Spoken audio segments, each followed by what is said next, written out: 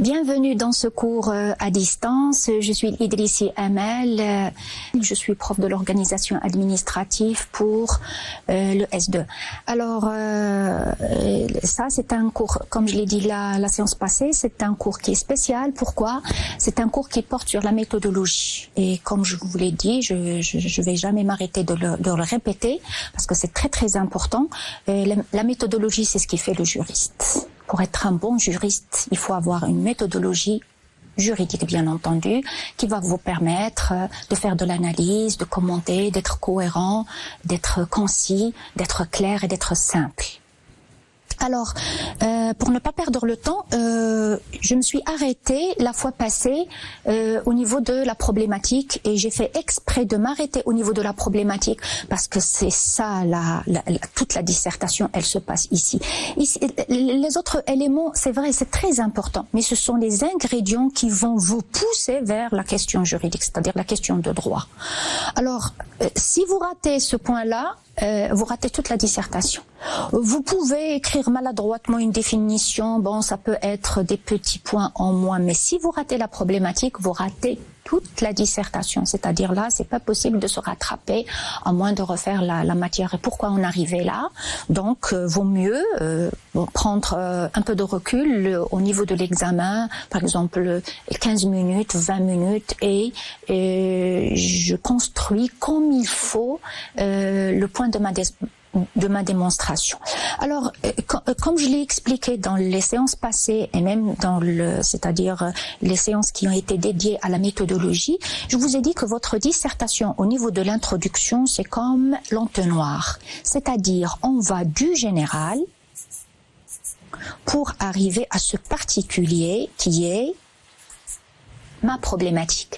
C'est-à-dire, je vais prendre la question, l'interrogation, l'affirmation, ça dépend de ma question d'examen, et je vais essayer de la reprendre d'une manière claire en mettant en relief mon angle d'attaque, c'est-à-dire de quelle manière je vais attaquer cette question. Vous n'avez pas le droit de le faire d'une manière subjective, non, il faut le faire d'une manière objective. Ça veut dire quoi? Ça veut dire que vous allez prendre l'affirmation ou la question qu'on vous a posée. Elle est claire dans ma tête parce que j'ai étudié mes concepts et j'ai étudié les outils qui sont à l'intérieur de ma question. Et quand je dis outils, ça peut être un ou, ça peut être un et, ça peut être dans quelle mesure, ça peut être comment, ça peut être déformé. Tout ça, ce sont des outils. Il ne faut pas les sous-estimer. Toute la question de la dissertation est au niveau des outils. Alors, je vais prendre les outils, je vais prendre mes concepts et je vais essayer de les mettre ensemble et de poser une question un peu plus claire de ce qu'on me demande de faire. Un cas pratique. Supposons que la question c'est la décentralisation et la déconcentration. Ici, qu'est-ce qu'on a? On a deux concepts. Décentralisation, déconcentration. Combien on a d'outils? Un seul outil, c'est le et. Le et, qu'est-ce qu'il a comme fonction? C'est une conjonction de coordination. Donc, ça lie deux concepts qui appartiennent à la thématique générale qui est l'organisation administrative. Alors là, je dois comprendre qu'est-ce qu'on attend de moi. Est-ce que j'ai le droit de traiter dans une première partie décentralisation et dans une deuxième partie déconcentration? Si vous le faites, vous avez raté votre matière. Pourquoi? C'était pas ça. Ça, c'est de la récitation. Ça, c'est le cours.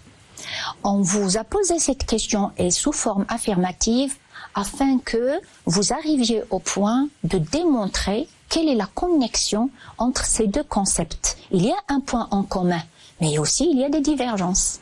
Donc, ça veut dire quoi? Ça veut dire que mon plan, je vais essayer de l'aménager de tel point que j'aurai une partie où il y a les éléments qui convergent pour la décentralisation et quels sont les éléments où ils convergent. C'est que les deux, ce sont des techniques d'organisation. Oui, les deux sont prévus par la Constitution. Je suis en train de citer les éléments. Vous savez, j'ai comme habitude de ne pas donner un plan. Vous savez pourquoi je ne donne pas un plan?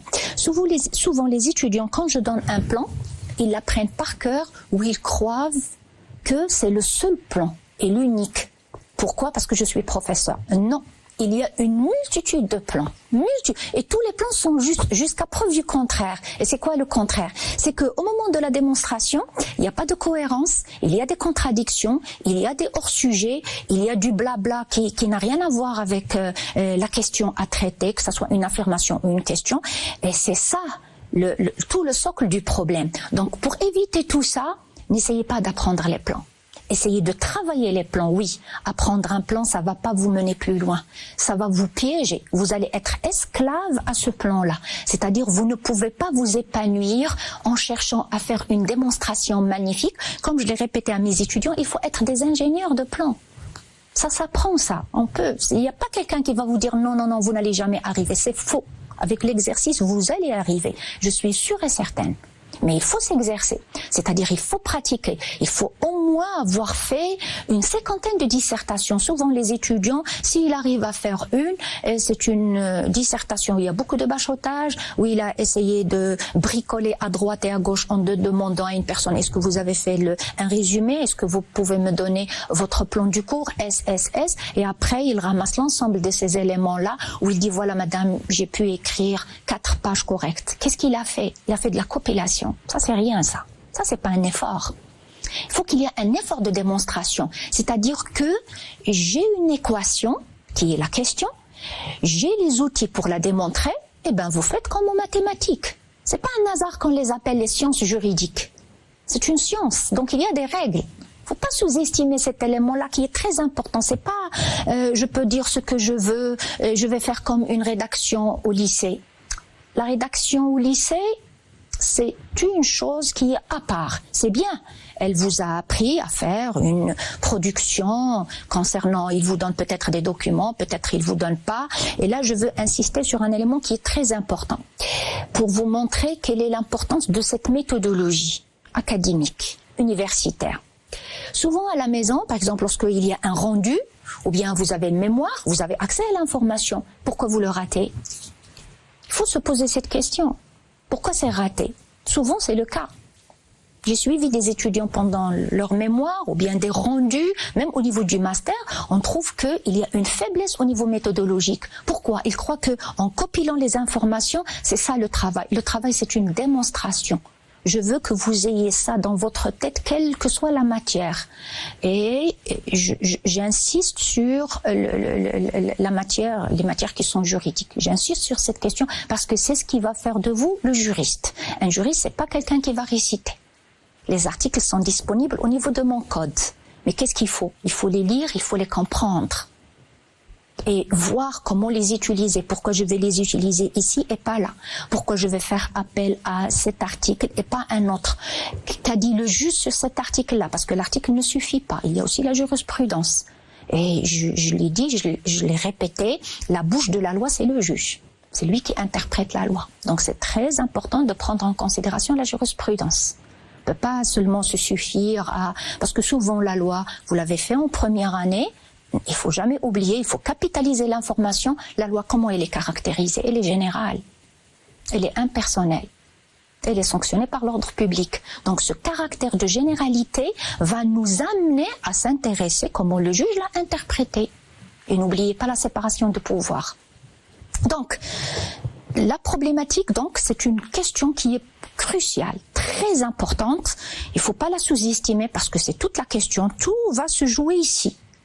Ou bien vous allez faire une belle dissertation, ou bien la dissertation ne va pas répondre à la technicité juridique universitaire, ou bien c'est un hors-sujet et c'est facile de glisser, parce que souvent les étudiants sautent sur un concept, ou bien ça, il a appris une chose par cœur, oui. Oubliez ça. Lorsqu'il y a une question, restez connecté avec la question. Je prends la question et je l'inscris dans le cours, et pas le contraire. Je dis, écoutez, cette question-là, est-ce que elle fait appel, par exemple, à la première partie? Elle fait appel au deuxième paragraphe du 3e chapitre? Elle fait appel à un autre point? Et moi, je dois avoir cette capacité de synthèse et de prendre l'ensemble de les éléments, d'essayer de les rendre plus cohérents et de poser une question qui est claire où moi-même, je suis à l'aise pour pouvoir y répondre.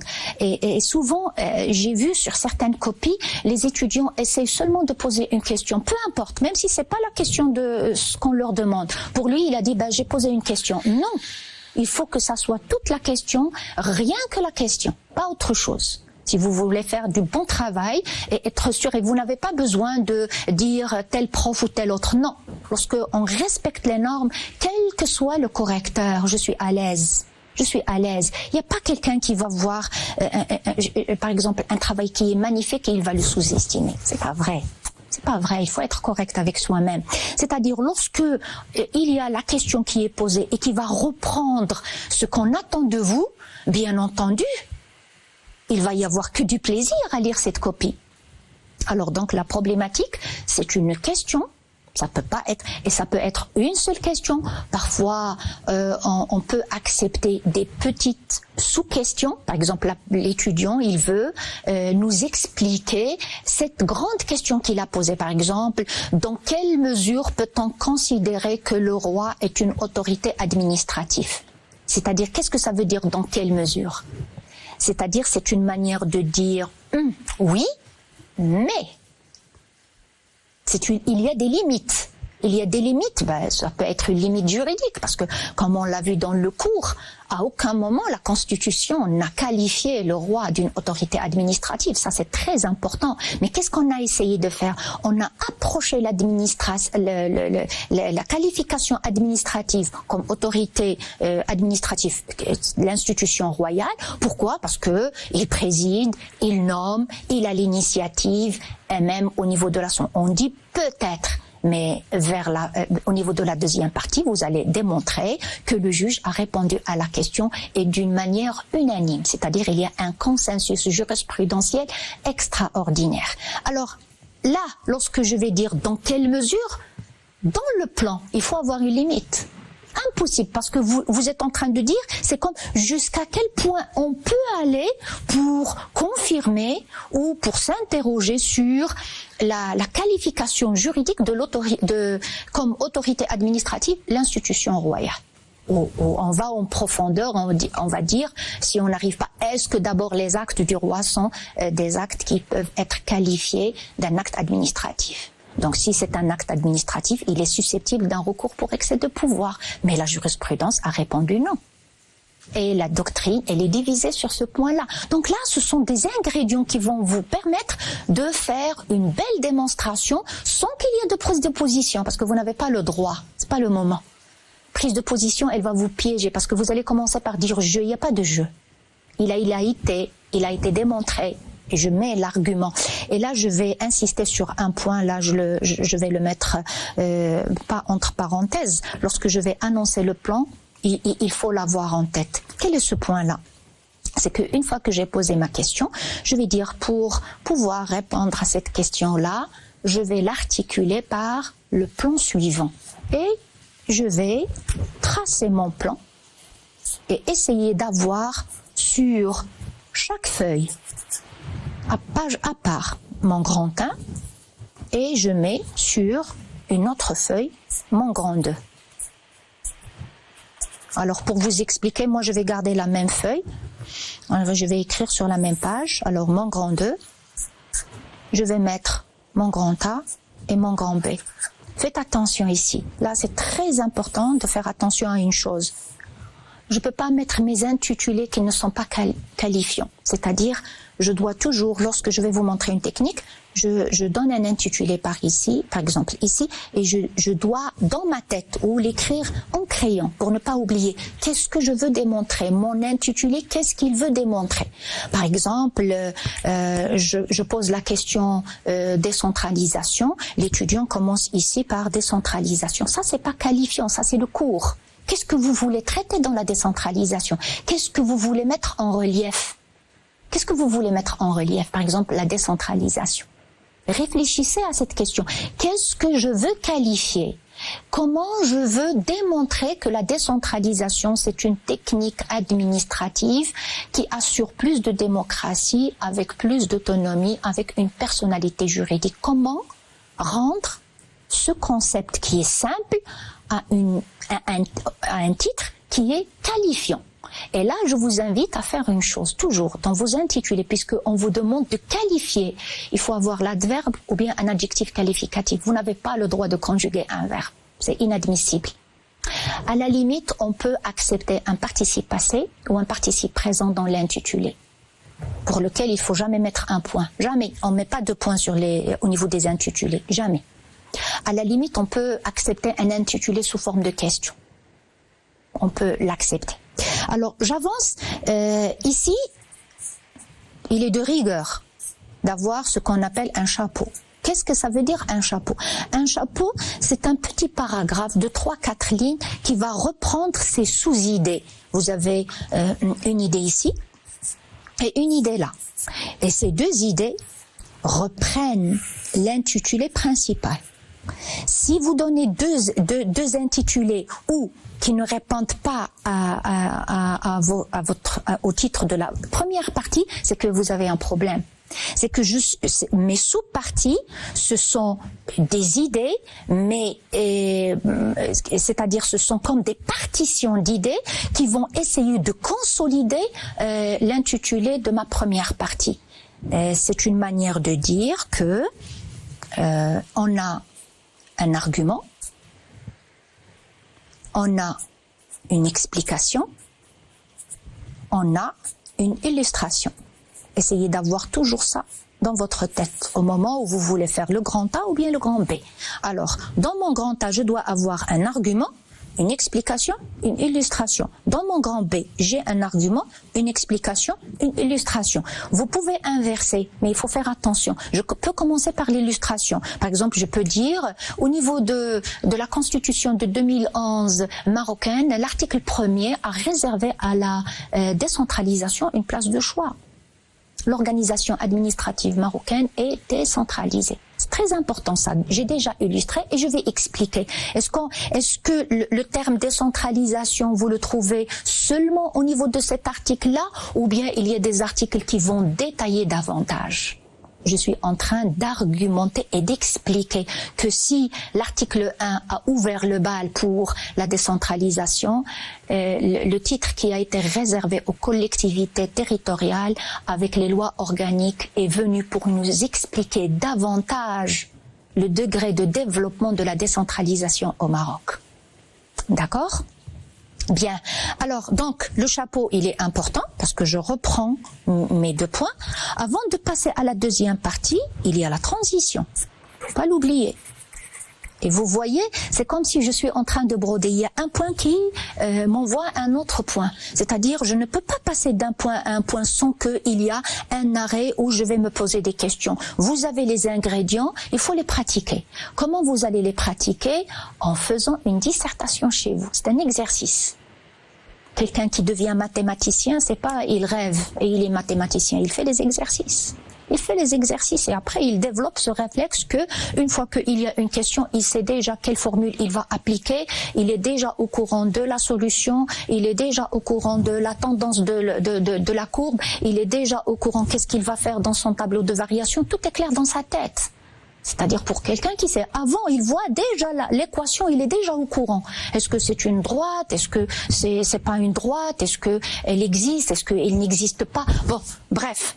Alors là, on essaie de prendre ces éléments-là au niveau d'une science qui est exacte et on essaie de l'appliquer. C'est vrai, ça, c'est pas une science exacte, mais c'est une science quand même. Il y a des règles.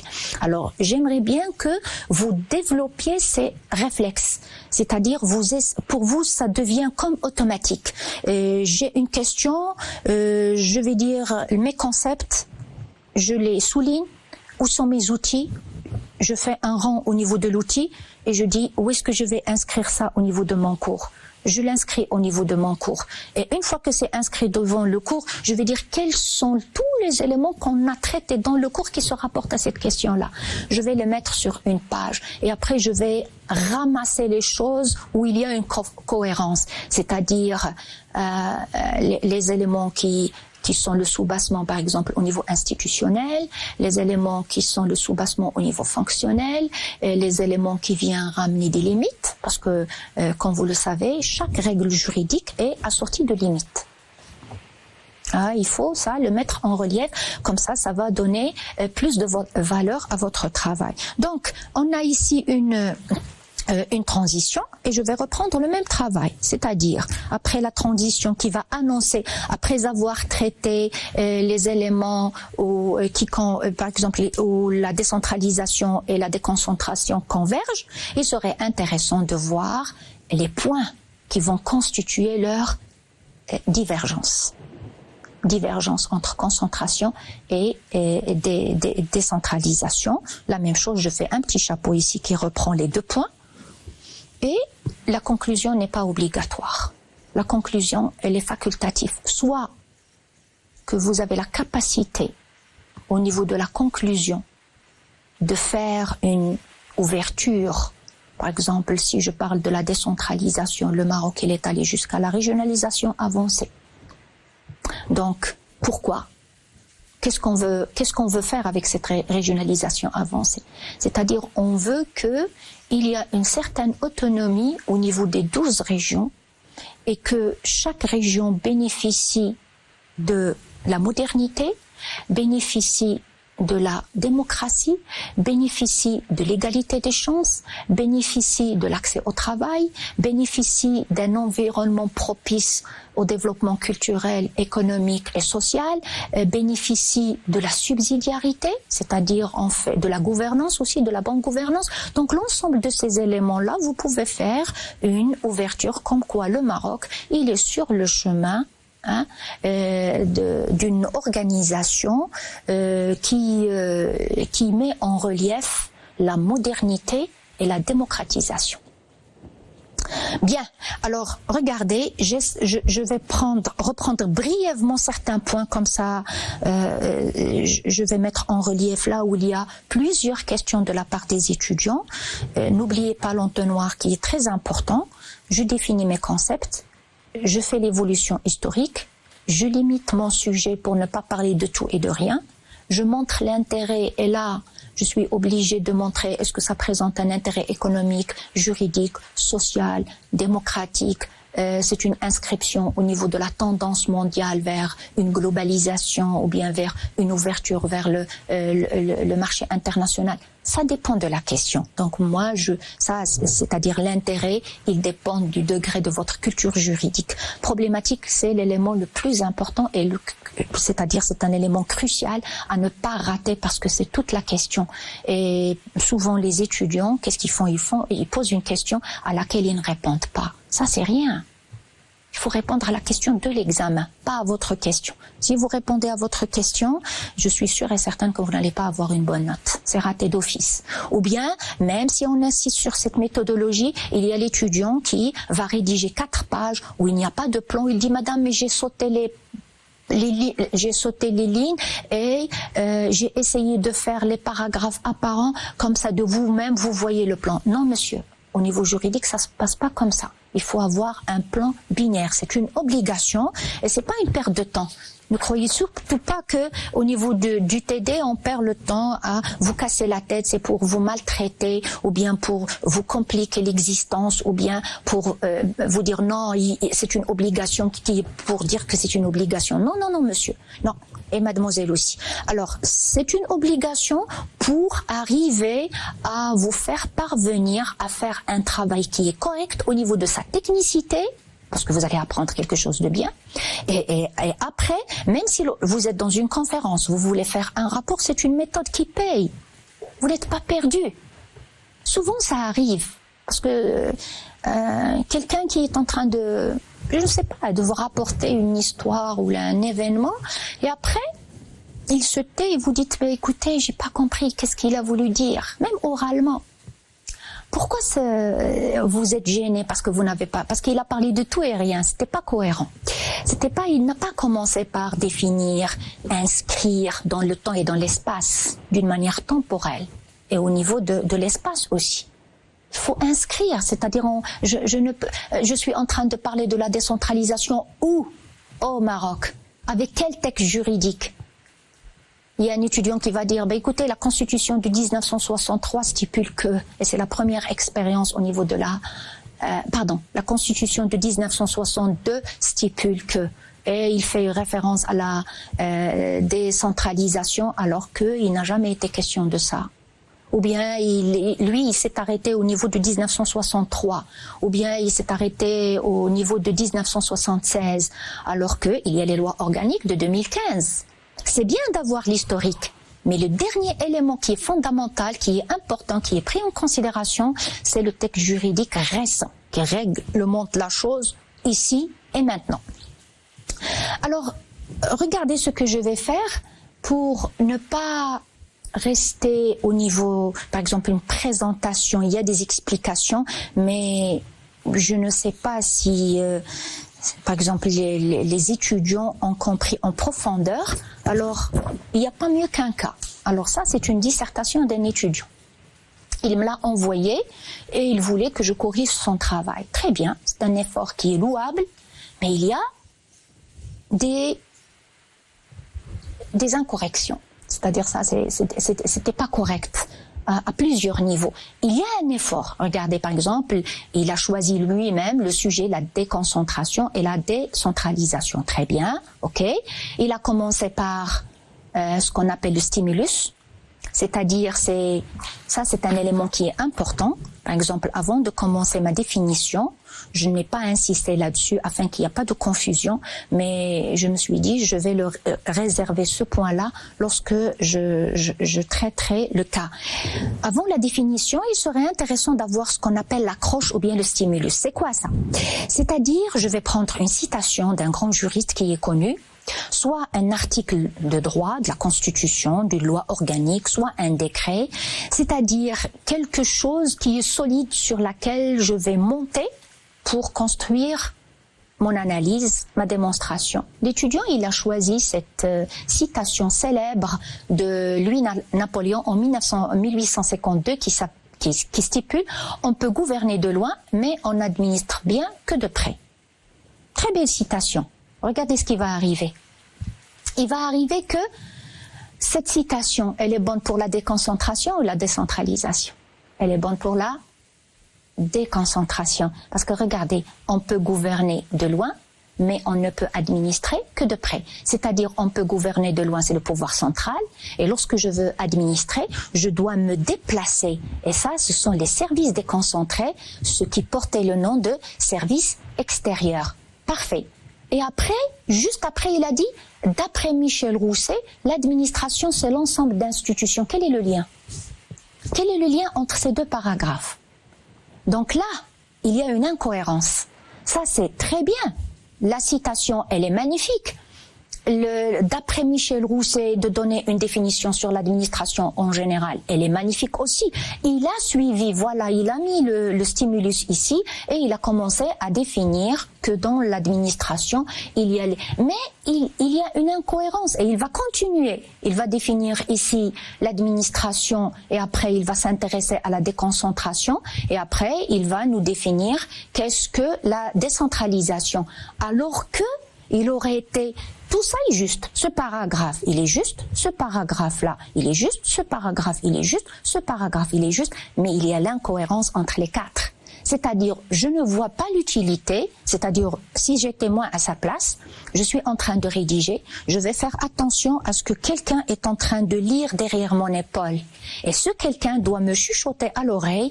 Monsieur, arrêtez-vous, parce que là, je ne vois pas de cohérence entre le premier paragraphe, le deuxième, le troisième et le quatrième. Qu'est-ce que vous voulez dire par ces 4 citations? Et c'était la remarque que je lui ai envoyée et il a compris parfaitement et après il m'a envoyé quelque chose de cohérent. Je l'ai gardé pour vous montrer que, voilà, c'est juste, mais c'est incohérent. C'est-à-dire, je ne peux pas comprendre... je vais me dire, je ne suis pas prof de droit, je dois comprendre pourquoi cet étudiant-là, il n'a pas coordonné. Par exemple, là, le stimulus, c'est seulement pour la déconcentration. Seulement pour la déconcentration. Et le stimulus pour la décentralisation, moi, à sa place, j'aurais fait un stimulus pour l'administration en général. Et après, je vais définir en même temps si la déconcentration était la première technique à laquelle a pensé le pouvoir central pour mieux servir l'intérêt général, il n'empêche pas qu'il y a le versant versus qui est la décentralisation un autre processus de l'organisation administrative qui va renvoyer l'ascenseur aux administrés afin de s'autogérer. J'espère que ce point-là est clair pour vous. Vous voyez par vous-même, regardez, là, on cite une chose et après, citation d'une autre chose, c'est-à-dire là, la définition de l'administration, c'est bien. Là, il a défini qu'est-ce que la déconcentration, c'est bien. Même si je ne suis pas d'accord sur une chose, lorsqu'il parle de la déconcentration et le phénomène. La déconcentration n'est pas un phénomène, c'est un processus d'organisation. Donc faites attention à ces qualifications qui ne sont pas... c'est pas juridique, c'est-à-dire c'est pas qualifiant, c'est pas quelque chose qui va vous permettre de définir tout en respectant les définitions qui ont été données d'une manière juridique ou bien avec cette rigueur juridique.